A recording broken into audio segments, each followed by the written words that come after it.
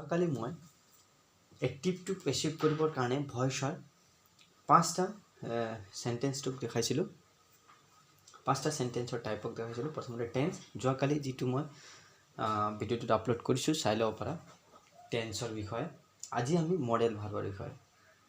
মই তোমালোকক কৈছিলোঁ যে ভইচ আনিবলৈ আমি 5টা সেন্টেন্সৰ টাইপক জানিব লাগে। প্ৰথমটো হ'ল টেন্স, তাৰপিছত আহে মডেল ভাৰ্ব,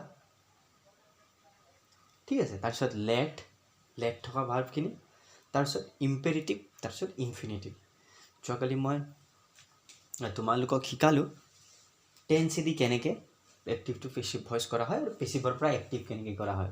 দুয়ো ধৰণৰ বাক্য মই শিকাইছোঁ। আজি তোমালোকক মই মডেল ভাৰ্বৰ শিকাম। চাবা মডেল ভাৰ্বৰ মই কিছুমান ৰুল দি দিছোঁ, চাই ল'বা।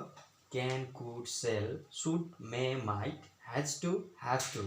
হেজ টু হ'ব পাৰে, হেভ টু হ'ব পাৰে, had to, used to, would like to, may, might have to. ইয়াৰ বিষয়েও মই কেন কি হয়, কুড কি হয়, চেল কি হয়, শুড কি হয়, মে কি হয়, মাইট কি হয়, হেজ টু কি হয়, হেভ টু কি হয়, হেড টু কি হয়, ইউজ টু কেতিয়া ব্যৱহাৰ কৰে, উড লাইক টু কি হয়, কেনেকুৱা ধৰণৰ শব্দ হয়, কেনেকুৱা ধৰণৰ বাক্যত ব্যৱহাৰ কৰিব লাগে, মে কেনেকুৱা ধৰণৰ শব্দত ব্যৱহাৰ কৰিব লাগে, সেই বিষয়ে মই অলৰেডি মই আপলোড কৰি দিছোঁ, চাই ল'ব পাৰা। অলৰেডি মই ভিডিঅ' বনোৱা আছে তাৰ বিষয়ে, তোমালোকে চাই ল'ব পাৰা। এতিয়া মই বৰ্তমান ইয়াৰ বিষয়ে মই কৈ আছোঁ। চাবা, এইখিনি হয় মডেল ভাৰ্ব আৰু এইখিনি হয় model verb. Could have, should have, would have, may have, might have. এইখিনিৰ লগত বি লাগে। এইখিনিৰ লগত কি লাগে? বি। আৰু এইখিনিৰ লগত কি লাগে? বিন। কি লাগে? বিন। চাবা, এইখিনি কেন, কুড, চেল, শুড, এইখিনি কি হয়? এইখিনি ৱৰ্ডৰ লগত এইখিনি মডেল ভাৰ্বৰ লগত কি লাগিব? বি। আৰু কুড হেভ যদি থাকে তেন্তে পাৰফেক্টত যদি গুচি যায় তেন্তে বিন লাগিব। আৰু ইনডিফিনিট যদি কণ্টিনিউৱাছ এনেকুৱা ধৰণৰ যদি থাকে তেন্তে আমি কি কৰিব পাৰোঁ? বি ল'ব পাৰোঁ। আৰু যদি কুড হেভৰ লগত মানে মডেল ভাৰ্বৰ লগত হেভ যদি থাকে, আকৌ শুডৰ লগত যদি হেভ যদি থাকে তেন্তে আমি বিন লগাম। আৰু ইয়াত তেনেকুৱা ধৰণৰ আছে নেকি? যদি চাওঁ তেনেকুৱা ধৰণৰ ইয়াত নাই। ইয়াত অনলি ফৰ আছে শুড, শ্বেলৰ should, can, could, may, might, has to, have to, had to, used to, would like to, ঠিক আছে, would like to, may, might, have to, ঠিক আছে।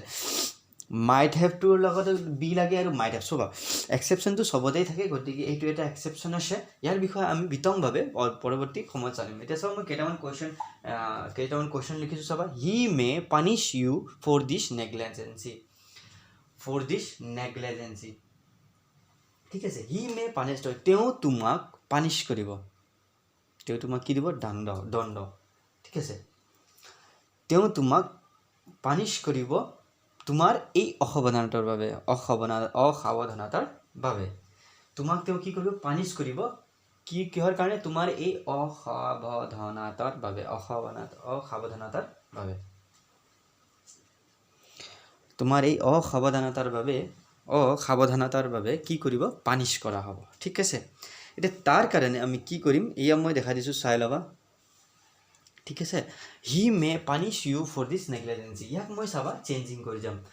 অলৰেডি তুমি যদি টেন্সৰ এইখিনি ভইচখিনি চাইছা, ফাৰ্ষ্ট ভিডিঅ'টো চাই ল'বা, পাৰ্ট 1টো চাবা, এতিয়া পাৰ্ট 2টো তেতিয়াহে বুজা পাবা। ঠিক আছে, এতিয়া চাবা কি ক'ব। এয়া চোৱা, মই পাৰ্ট 1 পাৰ্ট 2 দি দিছোঁ, পাৰ্ট 3 হয়। গতিকে হি মে পানিছ ইউ, হি আৰু may you punish you for this negligence. চাবা, হি ছাবজেক্ট হয়, ইউ অবজেক্ট হয়। আমি অলৰেডি পঢ়িছোঁ অবজেক্টটো কি হ'ব ডাইৰেক্টলি পেছিভত। এইটো এক্টিভত আছে, আমি কি কৰি আছোঁ? পেছিভত চেঞ্জ কৰি আছোঁ। পেছিভত চেঞ্জ কৰিলে কি হ'ব? ইউ, হয়নে? ইউটো ইউৱে থাকিব, অবজেক্টটো ডাইৰেক্টলি কি হ'ব? ছাবজেক্ট হৈ যাব। ইউ মে আছে, গতিকে মেৰ লগত এইটো কিহত আছে সেইটো চাবা। মেৰ লগত পানিছটো প্ৰেজেণ্ট ফৰ্মত আছে। কি ফৰ্মত? প্ৰেজেণ্ট ফৰ্মত। গতিকে মেৰ লগত সদায় কি লাগিব? মেৰ লগত টু লাগিব নে বি লাগিব? সেইটো সন্দেহজনক প্ৰশ্ন। কি হ'ব কোৱাচোন? টু হ'বনে বি হ'ব? ইউ মে বি হ'ব। কি হ'ব? বি। অলপ আগতে পঢ়ি আহিলোঁ, মে আৰু মাইটৰ লগত কি লাগে? বি লগালোঁ। You may be punished. এতিয়া জানাই এইটো কি হ'ব? পানিছড হ'ব। আমি অলৰেডি কৰিছোঁ, ভাৰ্বৰ থাৰ্ড ফৰ্মলৈ গুচি যায়। পানিছটো কি হ'ব? Punished. You may be punished for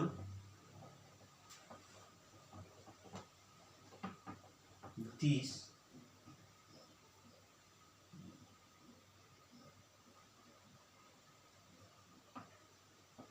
negligence, for this negligence by কি হিটো কি হৈ যাব you may punish for this negligence তোমাক কি ক'ব তোমাক পানিশ কৰা হ'ব এই অসাৱধানতাৰ বাবে তোমাক পানিশ কৰা হ'ব এই অসাৱধানতাৰ বাবে কাৰ দ্বাৰা তেওঁৰ দ্বাৰা তোমাক পানিশ কৰা হ'ব কিহৰ কাৰণে অসাৱধানতাৰ বাবে কোনে পানিশ কৰিব তেওঁৰ দ্বাৰা তোমাক এই অসাৱধানতাৰ বাবে কি কৰা হ'ব পানিশ কৰা হ'ব কথাটো বুজি পালা অৰ্থটো হি মে পানিশ ফৰ দিছ নেগলিজেন্সি তোমাক পানিশ কৰিব কিহৰ কাৰণে তোমাৰ এই অসাৱধানতাৰ বাবে এইটো এক্টিভত লিখা আছে পেছিভত কি ক'লো তোমাক পানিশ কৰা হ'ব এই অসাৱধানতাৰ বাবে তেওঁৰ দ্বাৰা ঠিক আছে you should have been attend the class today ইয়াত চাবা you to হৈ গ'ল সাবজেক্ট বাকি কিবা আছে নেকি ইয়াত অবজেক্ট যদি চাও you should have been attended the class today ইয়াত চাব পাৰে যদি চাও আমি the class ঠিক আছে the class to কি হৈ যাব ইয়াত আহি পেলাই ডাইৰেক্ট সাবজেক্ট হৈ যাব the class ঠিক আছে the class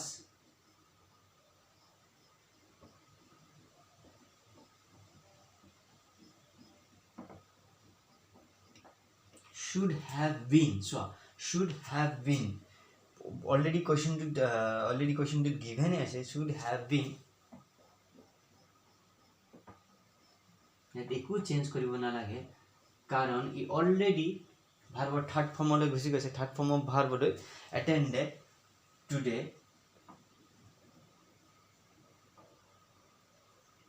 by কি আছে you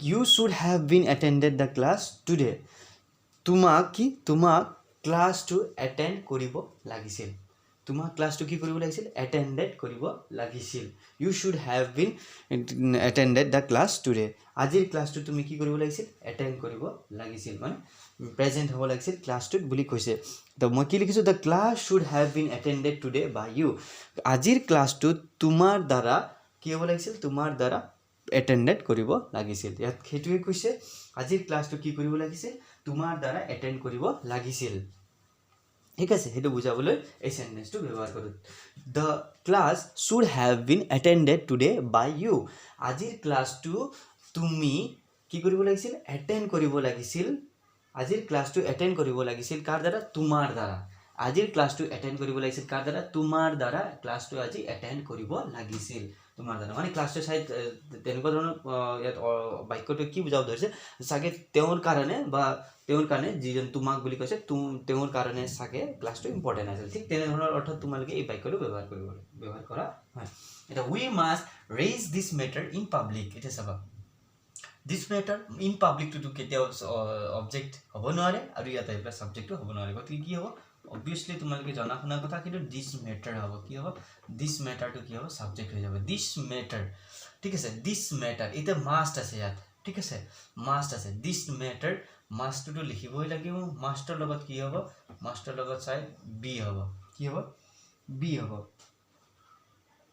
ঠিক আছে raised to কি হ'ব raised this matter be raised this matter be কি হ'ব raised in public by us by কি us so we must raise this matter in public আমি কি কৰিব লাগিব আমি এই ঘটনাটো কলৈ লৈ যাব লাগিব পাব্লিকৰ মাজলৈ সমাজৰ মাজলৈ এই ঘটনাটো আমি আনিবই লাগিব তো we must raise this matter আমি পাব্লিকৰ মানে জনতাৰ মাজত সমাজৰ মাজত এই কথাটো আনিবই লাগিব এই ঘটনাটো আনিবই লাগিব এই ইয়াত ফটোত এই বাক্যটো ব্যৱহাৰ কৰা হয় we must raise this matter in public আমি এই ঘটনাটো পাব্লিকৰ মাজলৈ আনিবই লাগিব তেতিয়া মই কি this matter must be raised এইটো পেছিভল লিখি আছো এইটো এক্টিভৰ হয় গুটেইখিনি খেউজাকে লিখা যিমানখিনি দেখিছা সেইখিনি গুটেইখিনি এক্টিভৰ হয় এটা গুটেইখিনি মই পেছিভলৈ চেঞ্জ কৰিছো বাই দেখিলে গম পাবা এইটো পেছিভত চেঞ্জ হৈছে this matter must be raised in public এই মেটাৰটো এই ঘটনাটো আমি পাব্লিকত কি কৰিব লাগিছিল আমাৰ দ্বাৰা কি কৰিব লাগিব সমাজৰ মাজলৈ আনিব লাগিব the matter must be raised এই ঘটনাটো পাব্লিকৰ মাজলৈ আনিব লাগিব আমাৰ দ্বাৰা ঠিক আছে সমাজৰ মাজলৈ আনিব লাগিব আমাৰ দ্বাৰা বুলি কৈছে ঠিক আছে আমাৰ দ্বাৰা কাৰ মাজলৈ আনিব লাগিব এই ঘটনাটো পাব্লিকৰ মাজলৈ মানে সমাজৰ মাজলৈ আনিব লাগে আৰু নেক্সট মই কেইটামান কোৱেশ্চন লৈছো চাই লবা she would have given you the books she would have given চাবা would have বুলি কৈছে could not বুলি কৈছে আৰু will have বুলি কৈছে চোৱা would have could not will have এইখিনি চাবা মাজৰ ভাৰ্বখিনি চাবা ঠিক আছে মডেল ভাৰ্বখিনি চাবা বাৰু এতিয়া মই কৈছো c to অব সাবজেক্ট হয় you to অবজেক্ট হয় you to ডাইৰেক্টলি এপ্লাই ইয়াত সাবজেক্ট হৈ যাব সো মই লিখিম you বুজি পাইছা you এতিয়া would have চাবা you ৰ পিছত obviously would have হ'ব গতিকে would to লিখা have লিখা have ৰ পিছত কি লিখিবা would লিখাৰ পিছত have লিখা have ৰ পিছত কি লিখিবা she would have been কাৰণ given giver third form of verb গতিকে ইয়াত given লিখিম মই given already দিয়া আছে গতিকে been লিখিব লাগিব be লিখা নহল কিহৰ কাৰণে ইয়াত যদি give থাকে মই be লিখিলো হয় be given থকাৰ কাৰণে been লিখিলো ঠিক আছে you would have been given you would have been given you would have been given ঠিক আছে given the books by কাৰ দ্বাৰা she কৈছে by her she would have given you the books তাই কি কৰিলে given you the books তাই তোমাক কি দিব তাই তোমাক কি দিলেহেঁতেন কিতাপটো দিলেহেঁতেন দিব তাই কিতাপ তোমাক দিব বুলি কৈছে ভৱিষ্যতে দিব you would have মানে তোমাক কিতাপ দিব কিতাপ কি কৰিব দিব ইয়াত কি কৈছে you would have been given the books by her তুমি কিতাপটো পাবা কাৰ দ্বাৰা তাইৰ দ্বাৰা তুমি কিতাপটো পাবা ঠিক আছে তো you could not call him তুমি কি কৰিব নোৱাৰা কল কৰিব নোৱাৰা ঠিক আছে তুমি কি কৰিব নোৱাৰা কল কৰিব নোৱাৰা him to ডাইৰেক্টলি এপ্লাই ইয়াত he হ'ব কাৰণ him to সাবজেক্টত বহিব নোৱাৰে কেতিয়াও গতিকে he হ'ব হিৰ পিছত could to লাগিবই could ৰ পিছত নেগেটিভ হোৱাৰ কাৰণে not to লাগিব not ৰ পিছত be লাগিব কাৰণ এইটো প্ৰেজেন্ট ফৰ্ম হয় কল এটা মই কল্ড কৰি দিছো কি কৰি দিলো মই বুজি নাপাওঁ গতিকে মই এইটো চাই লবা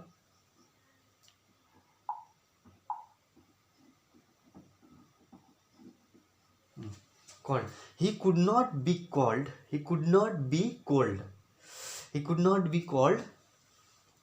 by you তোমাৰ দ্বাৰা কি কৰিব নোৱাৰা কল কৰিবলৈ নোৱাৰা তোমাৰ দ্বাৰা কল কৰিবলৈ নোৱাৰে ঠিক আছে তোমাৰ দ্বাৰা কল কৰিব নোৱাৰা ঠিক আছে তো সেইটো কৈছে আৰু you could not call him তুমি কল কৰিব নোৱাৰা সেইটোৰ অৰ্থটো ব্যৱহাৰ কৰিছে ঠিক আছে এতিয়া ইয়াৰ পিছতে চাবা they will have to arrange rupees 2 lakh for this operation they will have এটা চাবা they will have arrange 2 lakh for this operation এটা চাবা ইয়াত কি হ'ব অবজেক্টটো কি হ'ব সাবজেক্টটো দে পাইছো যদি অবজেক্টটো দিয়া না থাকে তেন্তে কি লিখিম ইয়াত যদি অবজেক্ট দিয়া না থাকে ইয়াত কি লিখিম for this operation টো হ'ব না ৰে গতিকে rupees 2 lakh rupees 2 lakh টো আহিব will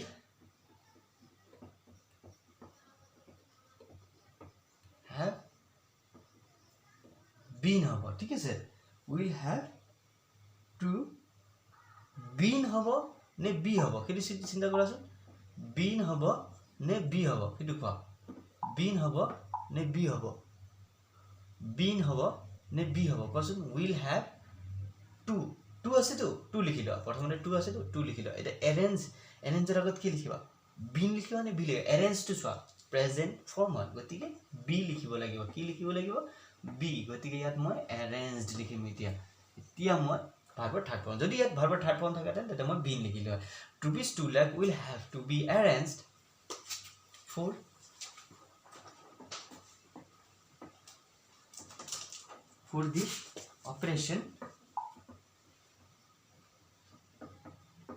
for this operation by them বুঝি পালা এটা rupees 2 lakh will have to be arranged for this operation by them it simply so এনেকৈ মডেল ভাৰ্বৰ কোৱেশ্চন আহিব য'ত will have could not would have must may can could এনেকৈ ধৰণৰ অলপ আগলৈ চাই দিছোঁ মই চাবা চোৱা তোমালোকে চাই ল'ব ভিডিঅ'ত মে শুড মাষ্ট এনেকুৱা ধৰণৰ যদি চেণ্টেঞ্চ আহে এক্টিভৰ পৰা পেচিভ কৰিবলৈ তেন্তে কেনেকৈ ধৰে Raveena head to clear the room ইয়াত চাই ল'বা Raveena head to clear the room তাৰপিছত ইয়াত চোৱা Raveena head to clear the room ইয়াত অবজেক্ট কি হ'ব সেইটো কোৱা অবজেক্ট কি হ'ব the room obviously the room এটা বস্তু হয় চৰি যাক আমি অবজেক্ট বুলি ক'ব পাৰোঁ হয়নে তো গতিকে আমি কি লিখিম দ্য ৰুমৰ পিছত সদায় হেড টু লৈ আহিবা তুমি লিখিবা হেড টু বি হ'বনে বিন হ'ব দেখোন ক্লিয়াৰ প্ৰেজেণ্ট ফৰ্ম গতিকে বি হ'ব obviously head to B cleared হ'বনে ক্লিয়াৰ হ'ব সেইটো মোক কোৱা অবভিয়াছলি ছাৰ ভাবৰ থাৰ্ড ফৰ্মলৈ যাবই ক্লিয়াৰ্ড বাই ৰবিনা হ'ল ক্লিয়াৰ্ড বাই ৰবিনা সিম্পল চোৱা একো টান নাই জাষ্ট বুজিবলৈ চেষ্টা কৰিবা একেবাৰে সহজ অবজেক্ট লৈ আহিলা হেড টু থলা ক্লিয়াৰ থকাৰ কাৰণে বি লগালা আৰু যদি ইয়াত ক্লিয়াৰ্ড থাকালে মই বি লিখিলো অনলি ক্লিয়াৰ আছে গতিকে মই অনলি ফৰ বি লিখিলো সিম্পল ন he use to play the music to make us dance তেওঁ কি কৰিলে গানটো লগালে কিহৰ কাৰণে আমাক নচাবৰ কাৰণে তেওঁ কি কৰিলে গান লগালে তো ইয়াত কি হ'ব দ্য মিউজিকটো কি হ'ব দ্য মিউজিকটো হ'ব অবজেক্ট গতিকে মই লিখিম দ্য মিউজিক ঠিক আছে the music use to be played to make us